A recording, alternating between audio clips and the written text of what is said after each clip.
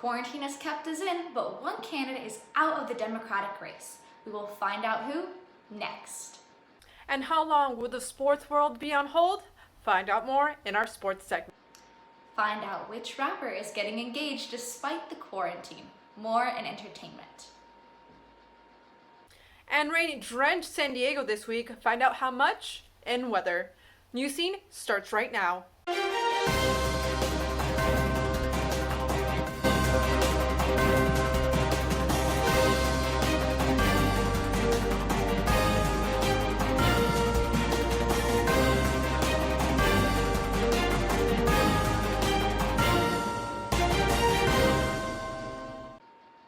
Welcome to another special edition of Newscene. The entire team continues to work remotely with students bringing you the latest from 3 countries. But while our broadcast may change, our commitment to deliver the news of the week remains as strong as ever. Thank you, Noel.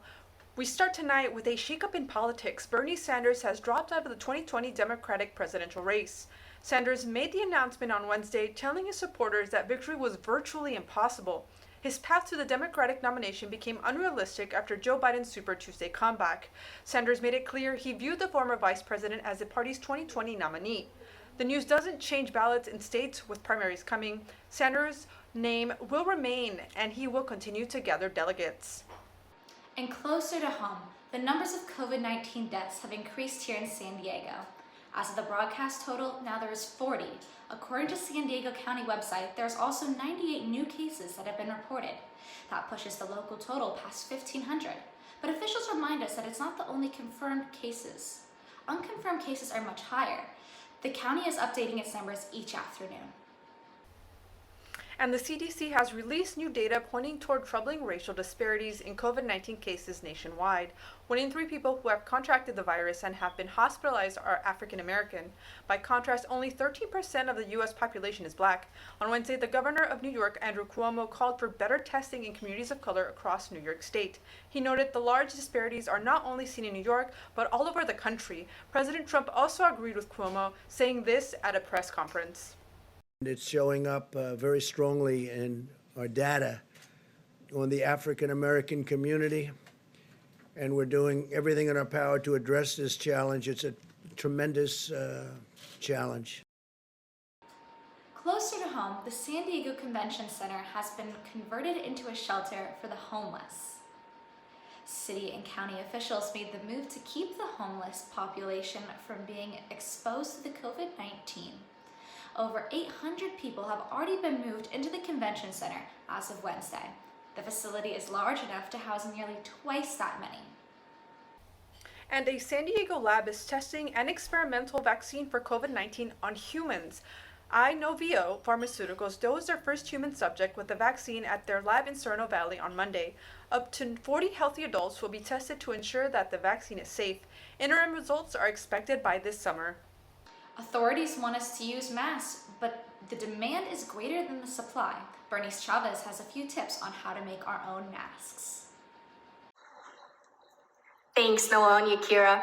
With everyone trying to stop the spread of the coronavirus, using a face cover is now a recommendation for all of us. According to the Center for Disease Control, everyone should wear a face covering to stop the spread of the coronavirus. In places from California to Miami, face mask orders have been implemented to some degree. That includes here in San Diego, where Mayor Faulkner gives us a few details. The recommendation just came out last week to wear a facial covering. It doesn't have to be a mask. In fact, we want to make sure that we have the proper medical mask for our medical responders. Homemade masks are exactly what Dr. Fauci and others are ordering when we all need to go out on our essential trips to the pharmacy or the grocery store. And making masks at home has become a popular activity for people in quarantine. Tutorials from hobby sewers all the way to Project Runway contestants are all over YouTube. News publications are devoting space to detail how-tos. The CDC says that coverings can be made from basic household materials you already have on hand. All you need is simple things such as a cloth or a t-shirt and a needle and a sewing machine if you have one. Even a simple bandana or anything that can cover your mouth and nose works, as long as it stays without you touching it. Even with the mask, the recommendations for social distancing has not changed. We also need to stay 6 feet apart, even with the masks on. We also need to continue to wash our hands, and that's right, stay home. Please stay safe, everyone. I'm Bernice Chavez reporting from Tijuana, Mexico for Newscene. Back to you. Thank you, Bernice. Those are all great tips. In other news, the Trump administration has ordered car maker General Motors to produce 30,000 ventilators.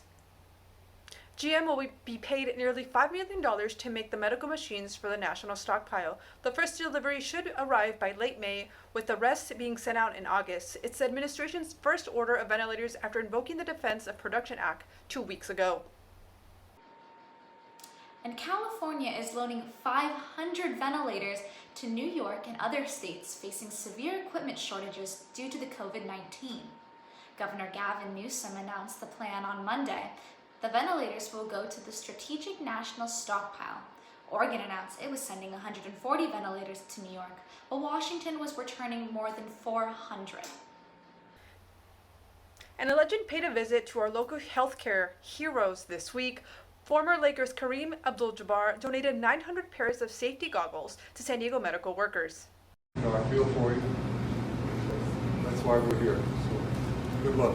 Thank you. On Monday, he stopped by Scripps Health in San Diego to drop off the goggles and thank workers. Kareem was well known for the court for his unmatched skills and his famous goggled look, and he says this is the first of the many donations he will be making in Southern California. And what sports events haven't been canceled? Vicky Pineda has more. Thank you, Noel and Jakira. With the sports world still on hold due to COVID-19, there's still one event that has not been canceled. The 2020 NFL Draft is just 2 weeks away, but between now and then, the league plans to hold a full 32-team mock draft in advance of the real event.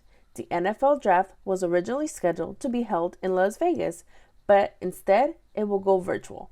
NFL Commissioner Roger Goodell has outlined the procedures, which include no group gatherings, and team personnel will be working from their homes. All of the team's facilities were closed on March 26th, and Goodell has ordered them to remain shut indefinitely. The NFL Draft will begin on Thursday, April 23rd, with the Cincinnati Bengals holding the number 1 overall pick. And speaking about the NFL, HBO's Hard Knocks is breaking the mold for its next behind-the-scenes season. The show is planning to follow both of the Los Angeles Chargers and Rams during the 2020 training camp, assuming that it isn't canceled amid the coronavirus pandemic. ESPN reporter Adam Schefter reports that the league wants to supersize Hard Knocks and follow both LA-based teams as they prepare to open SoFi Stadium this year. No further announcements have been made yet due to over how long will this pandemic last. And finally, tonight, almost every sporting event, major and minor, has been canceled, postponed, or suspended, and no one knows for sure when games will return. Some events like the Summer Olympics and Paralympics have been rescheduled for next year, but sports stopped mid-season by the virus have a range of considerations. An ESPN report said baseball officials were considering some level of a restart. The plan for all 30 teams in the city could start as early as May. But as first reported by Turner Sports, the NBA doesn't anticipate making a decision by that time. But as we all learned through this pandemic, there is just no way to know for sure. That is all I have for sports. Back to you. And the San Diego Unified School District has rolled out its new normal with online classes this week. Keeping with the norms of social distancing to avoid the spread of coronavirus, officials have agreed to finish the school year from home. Students and parents are starting the home-based routine before it becomes mandatory on April 27th. Families who need an internet connectivity and live within the Cox connectivity area can sign up with the Connect to Complete program. To learn more, visit cox.com. And now over to Susanna Serrano with the latest. Thank you, Noelle and Yakira. It happened once again. Forbes magazine has named Kylie Jenner the youngest self-made billionaire for the second consecutive year. Jenner first made it to the billionaire list back in March of 2019. You might remember there was a lot of controversy for her self-made title. Many argued that the baby sister of Kim Kardashian came from a privileged background. But this year, Forbes was ready for the fallout. The publication has argued that even though Jenner came from a famous family, she did not inherit her business. She built it. You can bet social media will have some opinions on that. Quarantine weary parents and kids, are you ready to sing? Poppy and Friends are back. The new Troll movies, Trolls World Tour, released today as scheduled. DreamWorks announced its decision to release the movie digitally after the closures of movie theaters due to the pandemic. There is also a free activity kit online, perfect for your own movie release. The movie is available for rent from your favorite digital retailers. Just the happiness we all need. And talking about happiness, Tyler Perry made the day of a crowd of people who could use a little goodwill. The media mogul surprised thousands of shoppers by paying for their groceries during senior shopping hours. Perry picked up the tabs from Kroger's and Winn-Dixie grocery stores in Atlanta and across Louisiana. The store's social media accounts applauded Perry's act of kindness. This isn't Tyler Perry's first act of generosity. Earlier this week, Perry tipped $21,000 to 42 out-of-work servers in Atlanta. It's always great to see people helping each other out, especially during these difficult times. That is all for me tonight. Back to you. Thank you, Susanna. And after a week full of wet weather, looks like our weekend will be relatively dry. Zach, what can you tell us? Yes, actually, it looks like we're going to be getting a break from the rain after these last few days of heavy precipitation, record-breaking even, and a flash flood warning. We could see some sunny days ahead and some temperatures to be rising through next week.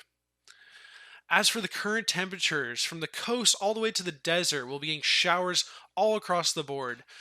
So for the coast, we'll be having 53 degrees, inland 50 degrees, the mountains 41 degrees, and the desert will be 53 degrees. Again, showers all across the board, so bring your rain jackets. And let's take a look at the national forecast. So on the East Coast, we'll be getting some mixed precipitation. It'll be a much cooler and breezy day for the East Coast as snow tapers over Maine this evening. Over in Montana, you can expect a lot of snow and very cold temperatures on Saturday. Over in Texas and New Mexico, a dry line will form over Texas and set the stage for a potentially active Easter weekend in terms of heavy rain and stormy weather. In Southern California, we can expect to see the showers going away and moving eastward. Temperatures will be staying below normal, however, due to the cloudiness. And as for today's temperatures, we can expect to see a high of 55 degrees all the way from Imperial Beach up to Oceanside on the coast, gradually declining in temperature as we move inland towards El Cajon, down to about 52, 53 degrees all the way from Escondido to El Cajon, and finally in the mountains, we'll be getting down in the 40s and 50s. And in this next coming week, we're looking at some beautiful days ahead. A few cloudy days from Saturday through Monday, but then it should be clearing up by Tuesday, giving us a sunny week with some nice high temperatures, upwards of 70 degrees. That's all I have for weather today. Back to you, Kira, at the desk. With COVID-19 leaving millions out of work, almost a third of America's renters missed their rent payments this month. According to a report from the National Multifamily Housing Council, only 69% of renters across the country were able to pay last week. This is a large decline compared to March, when just over 80% paid. However, many renters are receiving temporary holds on evictions and late fees. Thank you, Noelle, for that update. That's all the news we have for you tonight. Catch us on ITV, Channel 16 on Fridays at 6:30 and on YouTube at SD City Newscene. Thank you for watching and stay safe.